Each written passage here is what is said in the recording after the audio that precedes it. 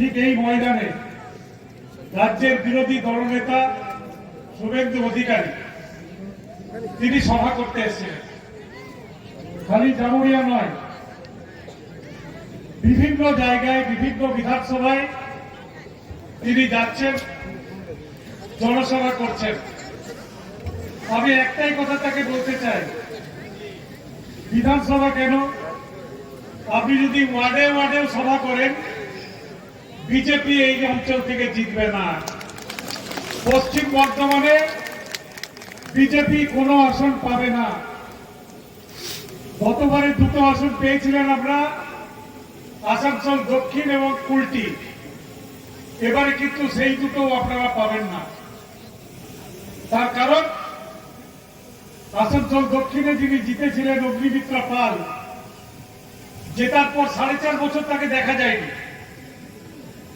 ঠিক যখন ভোট এসছে, ভোট পাখির মতো আবার তিনি এলাকাতে ঘোরা শুরু করে দিয়েছেন। মানুষ কিন্তু সুবিধাবাদীদের ভোট দেয় না।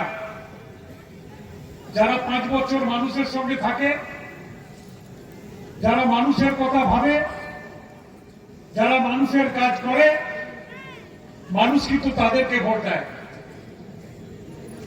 একদিকে মমতা বন্দ্যোপাধ্যায় 100খানা প্রকল্প চালাচ্ছেন, জন্ম থেকে মৃত্যু পর্যন্ত মানুষের যা প্রয়োজন অল্প হলেও তিনি কিন্তু পাশে দাঁড়ান। আমার মা বোনেরা আছেন, প্রতি মাসের প্রথম সপ্তাহে লক্ষ্মীর ভান্ডার কিন্তু পেয়ে যান। এখানে যত মানুষ আছেন তারা কিন্তু ঠিক সময়ে বিনা পয়সায় রেশন পেয়ে যান। কেউ অসুস্থ হলে 5 লক্ষ টাকার স্বাস্থ্য সাথীতে সরকারের সাহায্য বড় বড় হাসপাতালে গেলেও পেয়ে যান। কন্যাশ্রী রূপশ্রী থেকে একের পর এক প্রকল্প আমাদের নেত্রী মমতা বন্দ্যোপাধ্যায় চালাচ্ছেন রাজ্যের কোষাগারের টাকা দিয়ে। আর অন্যদিকে নরেন্দ্র মোদীর সরকার রয়েছে। আমি এই অঞ্চলে একটা কথা বলতে চাই, এই এক সময়ে 35 থেকে 40খানা কয়লা খাদান এখানে চালু ছিল। হাজার হাজার মানুষ সেখানে কাজ করতেন। 2014 লোকসভার ভোটের আগে পোলো গ্রাউন্ডে নরেন্দ্র মোদী এসে মিথ্যা প্রতিশ্রুতি দিলেন, हर साल 2 करोड़ बेकार को नौकरी दूंगा। তিনি বলে গেছিলেন सबका बैंक अकाउंट में 15 लाख रुपया भेजूंगा।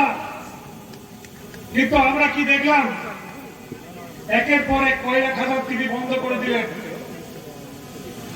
বন্ধ করা তো দূরের কথা, একদিন যে প্রাইভেট মালিকদের অত্যাচার ছিল কয়লা খাদানে, সেই কয়লা খাদান জাতীয়করণ করা হয়েছিল। আজকে নরেন্দ্র মোদী একের পর এক কয়লা খাদান প্রাইভেট মালিকের হাতে তুলে দিচ্ছেন। আবার সেই অন্ধকারের দিন তিনি ডেকে নিয়ে আসছেন মানুষের সামনে। তাই যারা শ্রমজীবী মানুষ এখানে আছে, আগামী 2026-এর নির্বাচনে এর যোগ্য জবাব দিতে হবে। আজকে প্রাইভেট কয়লা খাদান যে মোদী সরকার করার চেষ্টা করছেন, যেভাবে সরকারি সম্পত্তিকে বিক্রি করে দিচ্ছেন, আজকে তার বিরুদ্ধে আমাদেরকে প্রতিবাদ করতে হবে। কোন নেতা আসছেন, মিথ্যা প্রতিশ্রুতি দিচ্ছেন, মিথ্যা কথা বলছেন, সবসময় খেয়াল রাখবেন ভারতীয় জনতা পার্টি ভোটের সময় খালি এদের দেখা যায় এরা ভোট পাখি।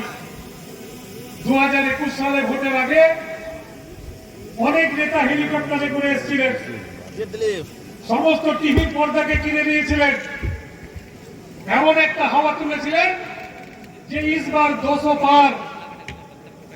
কিন্তু 200 পার বিজেপি হয়নি, মমতা ব্যানার্জি 200 পার করে দিয়েছিলেন। 211টা বিধানসভাতে জিতে বর্তমানে 230খানা এমএলএ নিয়ে তিনি কিন্তু বিধানসভায় মুখ্যমন্ত্রীর দায়িত্বে আছেন। আর এবারের যে নির্বাচন, ভারতীয় জনতা পার্টি তারা বুঝে গিয়েছে পশ্চিমবঙ্গে কাজের নিরিখে ভোট পাওয়া যাবে না। কারণ মমতা বন্দ্যোপাধ্যায় এত কাজ করেছে, বিজেপি সেখানে খাপ খুলতে পারবে না, কথা বলতে পারবে না। সুতরাং এসআইআর করে দাও, মানুষের নাম ভোটার লিস্ট থেকে বাদ দিয়ে দাও, যাতে মানুষ ভোট দিতে না পারে। তিনি বুঝতে পারেননি যে আমাদের দলে এমন একজন নেতা আছেন যার নাম অভিষেক ব্যানার্জি, যিনি প্রত্যেকটা বুথে বুথে সৈনিক তৈরি করে দিয়েছেন। প্রত্যেকটা বুথে যাতে কোনো মানুষের ভোট নাম কাটা না যায়, রাত জেগে দিন জেগে কম্পিউটার হাতে নিয়ে তারা কিন্তু এসআইআর এর কাজ করেছেন। আর এই বিরোধী দলনেতা, বিজেপির যারা নেতা, তারা জায়গায় জায়গায় প্রচার করেছিলেন আমাদের রাজ্যে নাকি 1 কোটি রোহিঙ্গা আছে। কিন্তু এসআইআর শেষ হওয়ার পরে দেখা গেল একটাও রোহিঙ্গা খুঁজে পাওয়া গেল না।